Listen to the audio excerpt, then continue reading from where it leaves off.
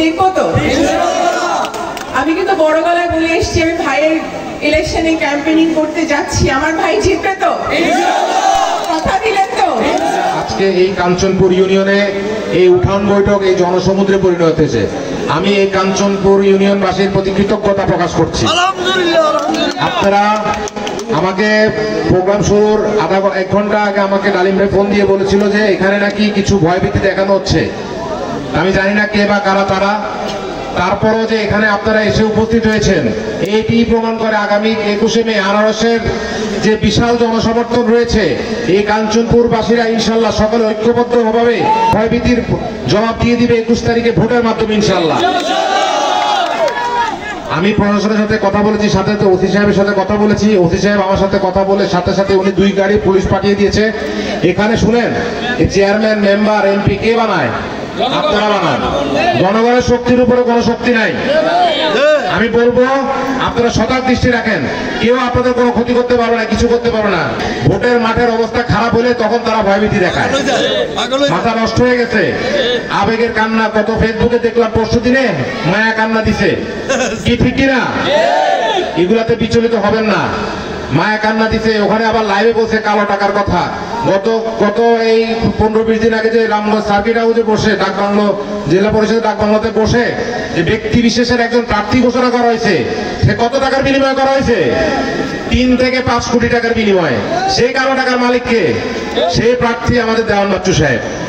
তো উনি যদি উনি বলে আমি গরুর খামার করি, গরু বেচে ফেলছি, তাহলে সে সময় জাতীয় দৈনিকের মাধ্যমে জানতে পারছি 3 থেকে 5 কোটি টাকার বিনিময়ে ওনাকে প্রার্থী হিসেবে সিলেকশন করা হয়েছে। তো কালো টাকা কার কাছে? হুন্ডা মার্কা প্রতীকের কাছে। আর আমি শুনেন, আমি একজন মুক্তিযোদ্ধার সন্তান, আমার শরীরে মুক্তিযুদ্ধের রক্ত। তাদের বিনিময়ে দেশ স্বাধীন হয়েছে। আর তার পরিবারে রয়েছে একজন খুনি, আপনারা সবাই তাকে জানেন। আমি গতকালকে জানতে পারছি, আমি আপনাদের মাধ্যমে প্রিন্ট মিডিয়া ভাইদের মাধ্যমে প্রশাসনকে দৃষ্টি আকর্ষণ করতেছি, তার ভাই দেওয়ান ফয়সাল, সে লক্ষ্মীপুরে জোড়া খুন হত্যা মামলার আসামি, লক্ষ্মীপুর জেলার সেক্রেটারি নোমান এবং রাকিব হত্যা মামলার আসামি। সে জামিনে বেরোয়, আমি শুনতেছি সে বিভিন্ন জায়গায় সে মানুষকে হুমকি দামকি দিচ্ছে। আমি প্রশাসনের সাথে কথা বলেছি, প্রশাসন তার ভিতরে আইনানুগ ব্যবস্থা নিবে। আপনারা কেউ বিচলিত হবেন না এই জায়গায়। আপনারা ইনশাল্লাহ এলাকার উন্নয়নের স্বার্থে, আপনাদের এই এলাকার উন্নয়ন, তথা রামগঞ্জের উন্নয়নের সাথে, রামগঞ্জকে উপজেলা মডেল তৈরির স্বার্থে আপনারা যে সারা রামগঞ্জে যে আনারসের একটা জনসমর্থন তৈরি হয়েছে, পৌরসভা থেকে শুরু করে, ইউনিয়ন থেকে শুরু করে, ওয়ার্ড থেকে শুরু করে সব জায়গায়, আমি আশা করবো ইনশাল্লাহ এই জনসমর্থনটা আগামী 21 তারিখে বিপুল ভোটের মাধ্যমে আপনারা আনারসকে জয় জয়গার করে এই আপনারা আনারসকে বিজয়ী ঘোষণা করবে ইনশাল্লাহ। আপনাদের সবাইকে, কাঞ্চনপুরের অধিবাসী যারা এখানে আসছেন কষ্ট করে, আমার ভাই ইমতিয়াজ আরাফাতের জন্য আনারস মার্কায় ভোট দিবেন, এই কমিটমেন্টের জন্য আমি শুধু দুটো কথাটুকু বলতে চাই। আমি সবার মুখ থেকে শুনেছি ভীতি, ভয়। এখানে অসহায়ভাবে মানুষজনকে ভয় দিচ্ছে। ভয় দেয় কারা? যারা জানে নির্বাচনে তারা জিতবে না। ঠিক কিনা? যারা জানে নির্বাচনে জিততে পারবে না তারাই ভোটারদেরকে ভয় দেয়, নাহলে ভোটে আসেন। যদি সাপোর্ট থাকে ভোট দেন, কে জিতে সেটা নির্ণয় করবে এলাকার লোকেরা।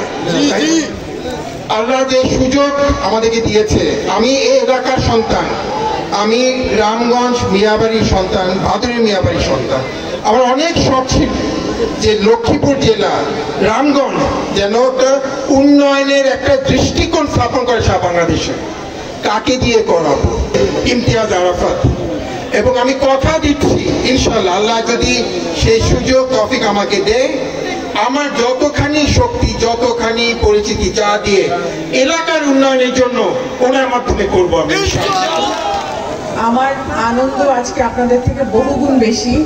এই সম্মান, এই জায়গাটার জন্য যেটা আপনারা আমাকে দিয়েছেন, আমি একেবারে অভিভূত। বাংলাদেশের উন্নয়ন তখনই হবে যখন প্রতিটি জেলার প্রতিটি উপজেলায় উন্নয়ন আসবে, এবং বাংলাদেশের প্রতিটি জেলার প্রতিটি উপজেলায় উন্নয়ন তখনই আসবে যখন আমাদের নেতৃত্বে আমরা সৎ মানুষ পাবো, সেই মানুষ পাবো যারা নেতৃত্ব দেওয়ার যোগ্য। আমি সেখান থেকেই আজকে আপনাদের সামনে এসেছি। আপনারা জানেন আমার শ্বশুরবাড়ি রামগঞ্জ আমার অত্যন্ত প্রিয় জায়গা। আমি আমার শ্বশুরবাড়ির অত্যন্ত আদরের দুলালি। আমি আমার নিজের এলাকাতেও এই কথা বলি যে খুব কম হয়তো এত ভাগ্যবান হয় মেয়েরা যারা বাবার বাড়িতে এই পরিমাণ এবং শ্বশুর বাড়িতে এই পরিমাণ সম্মান পেয়ে থাকে। আমি আপনাদের কারণে আমি সেই সম্মানটা পাই, এবং এর বদলে যদি আমি আপনাদের জন্য কিছু করতে পারি, আমি আমার আমার জায়গা থেকে আমি আপনাদের জন্য, আপনাদের উন্নয়নের জন্য, আপনাদের এলাকার জন্য কিছু করতে পারি, আমি সব সময় সেটাতে সচেষ্ট থাকবো।